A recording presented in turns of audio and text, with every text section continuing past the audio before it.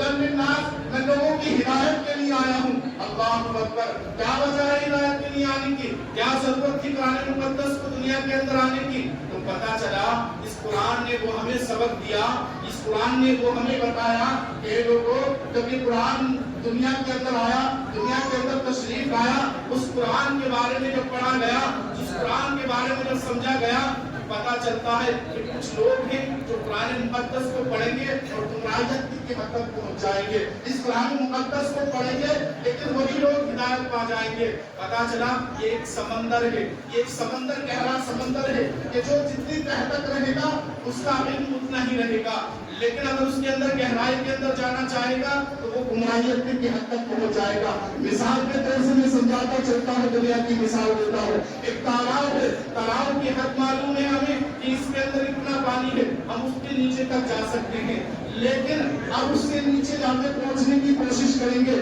تو ہماری سانس پھولنے لگے گی، ہماری دھڑکنیں بند ہونے لگیں گی، تمام طرح کی چیزیں بند ہونے لگیں گی۔ لیکن پتا چلا یہ پانی کی وجہ ہے، یہ پانی کی وجہ ہے جو ہماری سانسوں کو بند کر رہا ہے، یہ پانی کی وجہ ہے تمام طرح کی چیزوں کو بند کر رہا ہے۔ لیکن یہ قرآن اس سے پوچھتا ہوا نظر آتا ہوں، یہ قرآن تو بھی بتا کہ آج لوگوں کے سینوں میں تو بچ چکا ہے گا، لوگوں کے دل کے اندر ہے، بتا تو سانس کو نہیں پھول رہی ہے گی، تیری سانس کو نہیں پوچھتی ہے گی، تیری آواز کو نہیں بیٹھتی ہے، تو قرآن بزبان حال کہتا ہوا نظر آتا ہے کہ لوگوں سنو، کیا ایسے ہی میں نازل نہیں ہوا؟ اگر اللہ تبارک و تعالیٰ مجھے چاہتا پہاڑ کے اوپر نازل کرنا تو پہاڑ ریزہ ریزہ ہو جاتا، لیکن اللہ نے انسان کے دل کو کیوں چنا، انسان کے دل کے اندر کیوں بسایا؟ پتا چلتا ہے کہ تو ایت نازل کی گئی، اس کے اوراق کو بدل دیا گیا، زبور نازل کی گئی، دنیا کے اندر آئی، اس کے صفحوں کو بدل دیا گیا، ان کے موبائل میں چینل نکال کر میرے لائٹ چلا سب کو بدل کر دیا گیا۔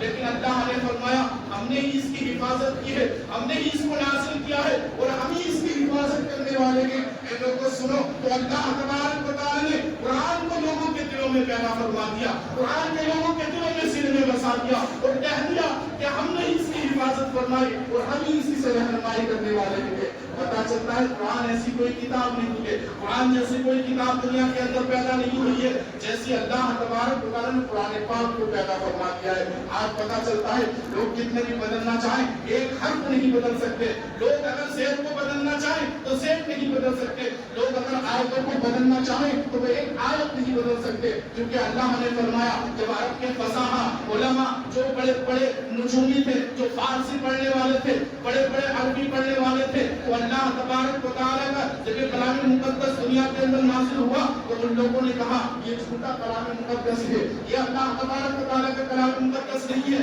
بلکہ لوگوں نے یعنی نبی آقا صلی اللہ علیہ وسلم نے اپنے ہاتھوں سے اس کو لکھ دیا ہے۔ معاذ اللہ، لوگوں نے ایسی عرب کے لوگوں نے ایسی ایسی باتیں بولی تھی، لیکن اللہ تبارک و تعالیٰ نے قرآن پاک کے اندر ارشاد فرمایا وَأَنزَلَ مِنَ السَّمَاءِ مَاءً فَأَحْيَا بِهِ الْأَرْضَ، یعنی اللہ تبارک و تعالیٰ قرآن پاک کے اندر ارشاد فرماتا ہے اور کہتا ہوا نظر آتا ہے اے لوگوں اگر تم یہ سوچتے ہو یہ اللہ کا کلام مقدس نہیں ہے، اللہ کی کتاب نہیں ہے، تو تم ایک ایسی آیت بنا کر دکھا دو، اگر تم نے ایک ایسی آیت بنا کر دکھا دی تو تم سب سے بڑے فصاحہ علماء بن جاؤ گے۔ لیکن پتا چلتا ہے جب لوگوں نے اپنے ہاتھ کو قلم اٹھایا اور لکھنا چاہا ایک ایک حرف کو تو لوگ تاب میں آ گئے، لوگ بے ہوش ہونے لگے، کشی کھانے لگے، کہنے لگے بزبان حال کہ ہم نے ایسی کتاب اس سے پہلے کبھی نہیں دیکھی تھی، ایسی کتاب، ایسی فصاحت والی کتاب کبھی اس سے پہلے نہیں دیکھی تھی جیسی یہ کلام مقدس نازل ہوئی ہے۔ پتا چلتا ہے علماء بیان کرتے ہیں جس وقت ان لوگوں نے اس کتاب کو پڑھا تھا،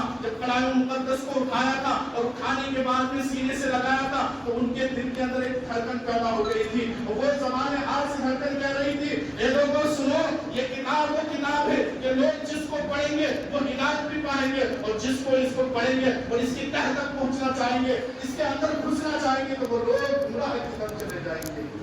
کئی بہانے لگا لیکن قرآن سے پوچھا اے قرآن تو ہی بتا کہ تو دنیا کے اندر آیا کیوں ہے، تیری آنے کی وجہ کیا ہے؟ تو قرآن نے بازبان حال کہا